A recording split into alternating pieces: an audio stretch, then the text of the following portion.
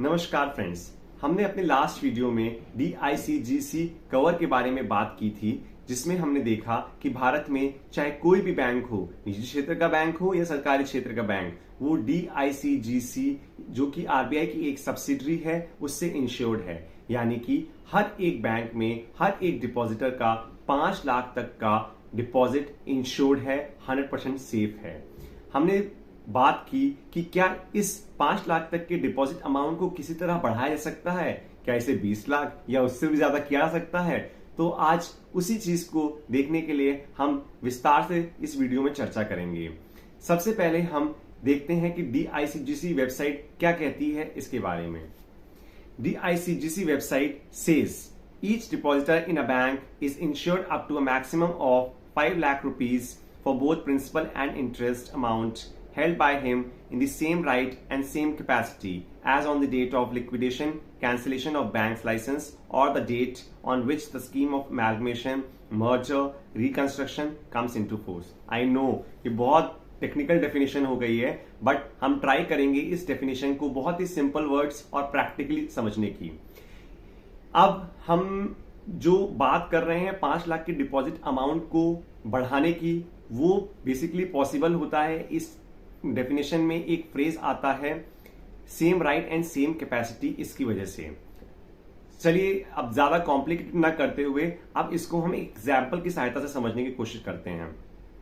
Let's take an example where A and B are depositors. हमारे A और B depositors हैं। Assume करते हैं A और B हस्बैंड वाइफ हैं। A and B ने 20 लाख की FD कराई है। 20 लाख की FD उन्होंने 5-5 लाख की 4 FD के रूप में कराया है, और A और B ने हर जगह A को फर्स्ट नेम और B को सेकेंड होल्डर के नेम पे FD पे रखा है। यानी कि हर एक FD में A फर्स्ट होल्डर है, B सेकेंड होल्डर है। अब किसी कारणवश बैंक अगर लिक्विडेशन प्रोसेस में जाता है तो A एंड B को टोटल 5 लाख का इंश्योर्ड कवर जो DICGC से है सिर्फ वही प्राप्त होगा, और बाकी का 15 लाख का घाटा होगा। सो अगर हम अब इसमें बात करें क्या इस 5 लाख के कवर को बढ़ाया जा सकता था, so now comes the hack.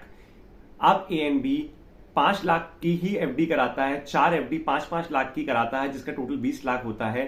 But इस बार उसमें थोड़ा सा ट्विस्ट करता है। अब ट्विस्ट क्या है, उसने पहली FD सिर्फ A के नाम पे कराई और B को नॉमिनी रख दिया। दूसरी FD B के नाम पे कराई और A को नॉमिनी रख दिया। तीसरी FD A एंड B के नाम पे कराई, यानी A फर्स्ट होल्डर है, B सेकेंड होल्डर है। Fourth and final FD 5 lakh की कराई, जिसमें B एंड A के नाम पे FD हुई, जहां इसका मतलब क्या था कि B फर्स्ट होल्डर हो गया, A सेकेंड होल्डर हो गया।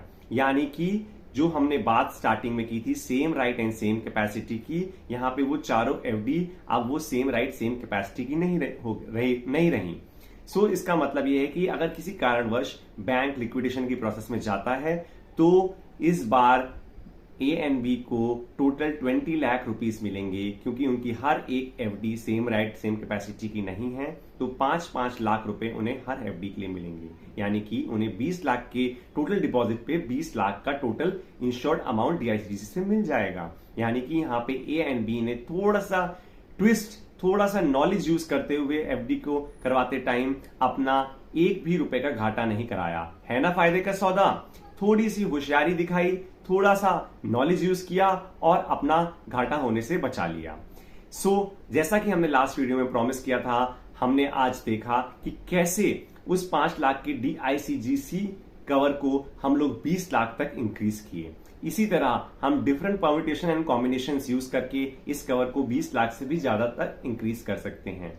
इस वीडियो के माध्यम से इस जानकारी को पहुंचाने का यह उद्देश्य था कि बहुत से लोग इस चीज को नहीं जानते हैं और उनका बैंक्स में FD के रूप में 30 लाख 40 लाख रुपए होता है, बट इन केस भगवान न करे कभी कुछ बैंक को प्रॉब्लम होती है तो सिर्फ 5 लाख तक का ही DICGC कवर मिलता है।